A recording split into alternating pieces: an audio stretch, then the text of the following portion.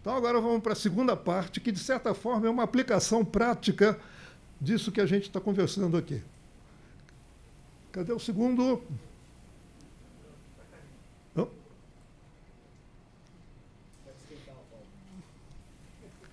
Assim eu descanso um pouco a garganta, viu? Aspectos de medição de malhas de aterramento. Agora inverteu. O outro era Panicali Célio Barbosa, agora é Célio Barbosa. Infelizmente, conforme o professor Sueta falou, ele está... Oh, por gentileza, coloca aqui. Muito obrigado. Meu primo.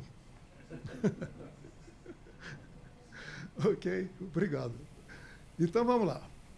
Qual é a motivação? Tradicionalmente, as malhas de aterramento têm sido caracterizadas por sua resistência, definida como elevação de potencial da malha em relação a um ponto distante, dividida pela corrente injetável na malha. Então, isso aqui é o esqueminha básico. Tem o eletrodo de aterramento, eu injeto uma corrente I, meço uma diferença de potencial aqui, divido V por I, isso é a resistência deste eletrodo de aterramento. Até aqui estamos bem, está tudo simples, tá certo? Porém, essa definição se aplica rigorosamente em corrente contínua, 0 Hz, e uma boa aproximação para fenômenos de baixa frequência, 60 Hz. Ok? No entanto, ela não se aplica para descargas atmosféricas devido às elevadas frequências envolvidas. É aquele gráfico que nós já vimos.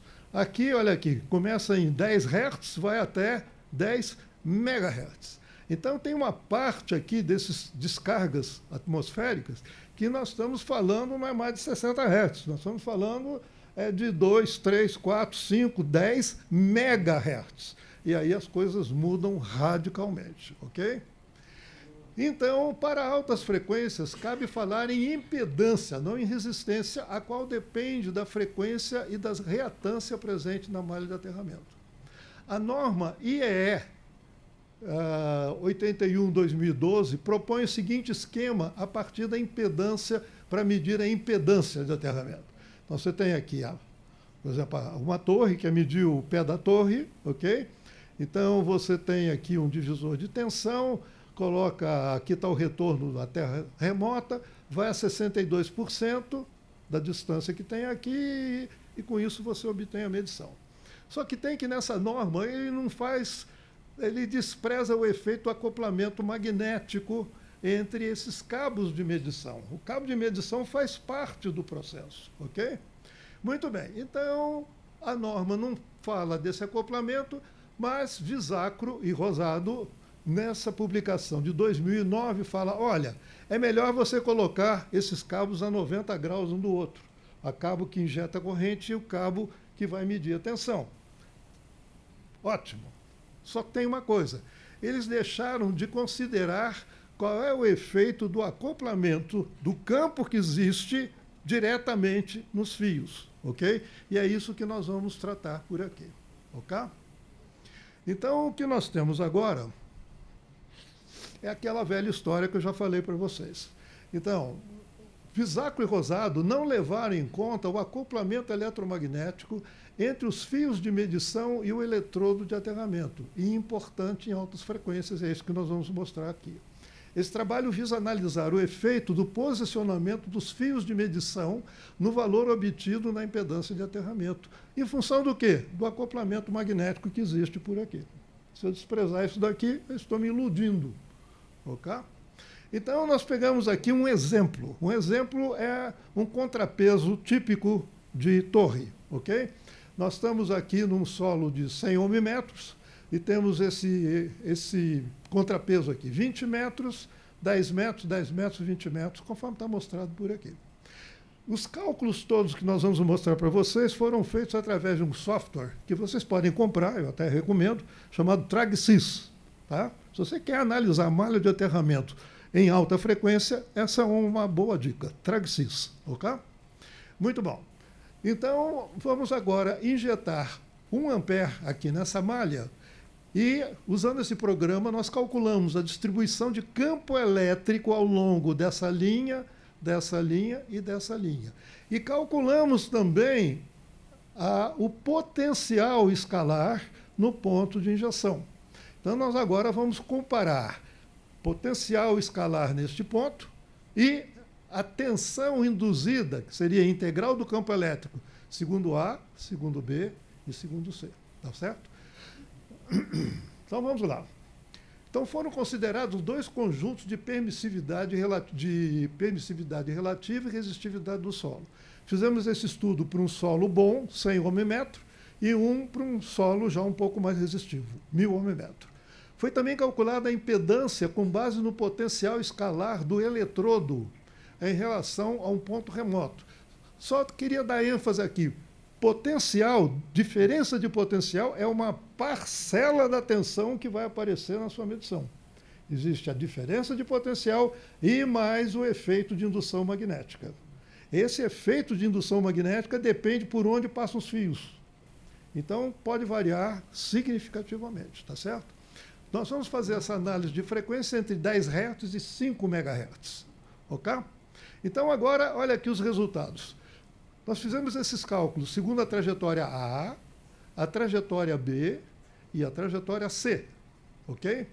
Aqui nós temos a frequência e aqui nós temos a impedância medida num solo de 100 ohmmetro. Olha que coisa interessante. A DDP dividida pela corrente é essa curva que está aqui. Se você faz a medição segundo a trajetória A, é essa curva que está aqui. Segundo a trajetória B, é esta curva que está aqui. Segundo a trajetória C, segundo essa daqui. Ok? Então, DDP é uma coisa medida é essa ou esta, sendo que quando você está por cima do eletrodo, ela é bastante afetada. Agora você repara, aqui num contrapeso desse tipo é fácil você saber onde é que estão os cabos e não passar por cima. Agora vai fazer isso numa malha, que você não tem ideia de onde estão os cabos. E se você não souber, se você está colocando o seu cabo de medida de tensão em cima de um cabo ou a diagonal, tudo isso vai afetar profundamente. Aqui é a mesma curva, simplesmente a escala agora aqui é logarítmica, para ressaltar o seguinte fato. Em baixa frequência, tanto faz. Tá certo? Nós estamos aqui 10 kHz. Quando chega a partir daqui, a coisa já começa a pegar. Repara que nós estamos falando de um eletrodo pequeno. Você vai falar, não, mas em 25 kHz está tudo parecido, porque esse eletrodo é pequeno. Se esse eletrodo fosse 50 metros por 50 metros, você não tinha essa concordância que tem aqui. Então, agora, novamente, aqui aparece, olha aqui, a diferença daqui para cá é enorme, ok? E mesmo a diferença de C para A e B, de A e C para B também é significativa. Agora fizemos o mesmo estudo para um solo de 1000 ohmmetro, aqui com uma escala linear de frequência, tá certo? Repara como as coisas ficam totalmente diferentes se você mede por aqui ou mede por aqui. Ok? E aqui, numa escala logarítmica, novamente mostrando que faz uma diferença total como é que você está medindo isso daqui. Ok? Resultados. O valor da impedância em alta frequência depende do caminho escolhido para integrar o campo elétrico. Então, depende da geometria do eletrodo, do tipo de solo e por onde você vai passar os cabos que você vai medir. Se você não tomar cuidado com tudo isso, você está se iludindo. Ok? Em uma medição, a integração do campo elétrico é feita pelo fio usado para medir a tensão do eletrodo em relação a um ponto remoto. O valor da tensão medida depende do percurso e pode ser bem diferente do potencial escalar da malha de aterramento. Ok? Em baixas frequências, todos os percursos fornecem o mesmo valor de impedância, o qual coincide com a impedância obtida através do potencial escalar, que sempre vai dar muito mais lá em cima. Já em altas frequências, os menores valores de impedância correspondem ao percurso B. Por quê? E quando eu estou bem aqui em cima, é como, digamos assim, isso daqui curto-circuita um pedaço da trajetória. Ok? Então, se você quer obter baixos valores, faça a medição em cima de um cabo enterrado que sempre está baixo. Ok? Tá certo? Pois ele se acopla mais com a malha de aterramento. As impedâncias crescem entre os percursos B, C e A, que corresponde à redução no acoplamento do fio de medição com a malha de aterramento. As impedâncias em altas frequências para os 3 percursos foram sempre inferiores à impedância obtida pelo potencial escalar. Dos 3 percursos considerados, o percurso A deve ser considerado como preferencial para a medição de impedância de aterramento, pois ele tende a fornecer um erro maior, e, portanto, do lado da segurança. De maneira análoga, o cálculo da impedância através do potencial escalar tende a fornecer um erro do lado da segurança. Só que isso tem que ser em baixa frequência. Em alta frequência, você não mede potencial. Você mede uma integral de campo. Ok? O valor da impedância obtido através de uma medição envolvendo altas frequências é fortemente influenciado pelo trajeto do fio de medição de tensão. O acoplamento eletromagnético do fio de medição de tensão com a malha de aterramento tende a reduzir o valor medido da impedância de aterramento. O conceito de impedância de aterramento está intimamente relacionado à disposição física dos fios de medição. Ok? Ufa! É isso. Muito obrigado.